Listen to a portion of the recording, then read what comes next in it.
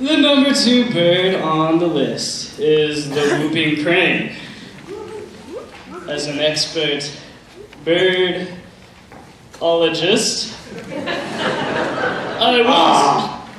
one of those birdologists.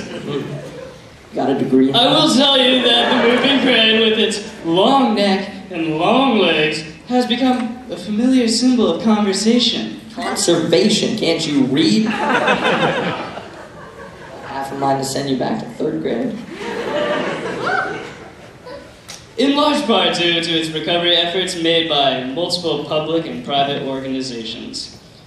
Back in the 1940s, scientists believed there were only to be 15 whooping cranes remaining in the world. Whoa! How? So sad. Today there are over 600 whooping cranes. That's incredible. That is a big increase. That's like 1,000,000,000%. Here tonight to perform the calls of the tallest bird in North America is a trio of Joey Morante, Ted Adams, and Remington Schofield. These 3 will tell the story of how early Americans were lured by the bugle-like sound made by this exotic bird. Can I hear the sound of the whooping crane? No.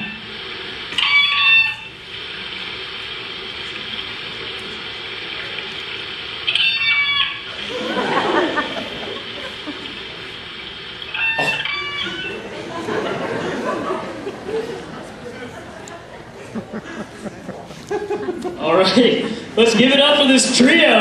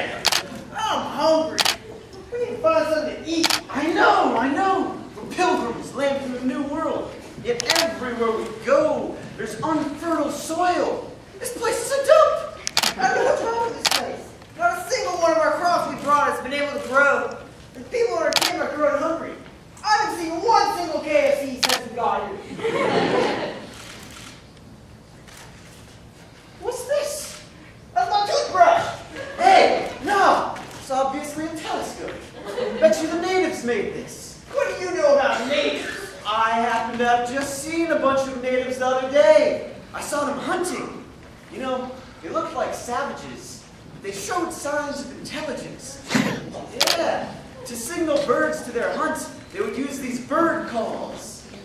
Bird calls? Sounds fun. Teach me how to do it. All right. All you gotta do is give a loud whoop, whoop, whoop, whoop. Just like that. Man, that was really easy.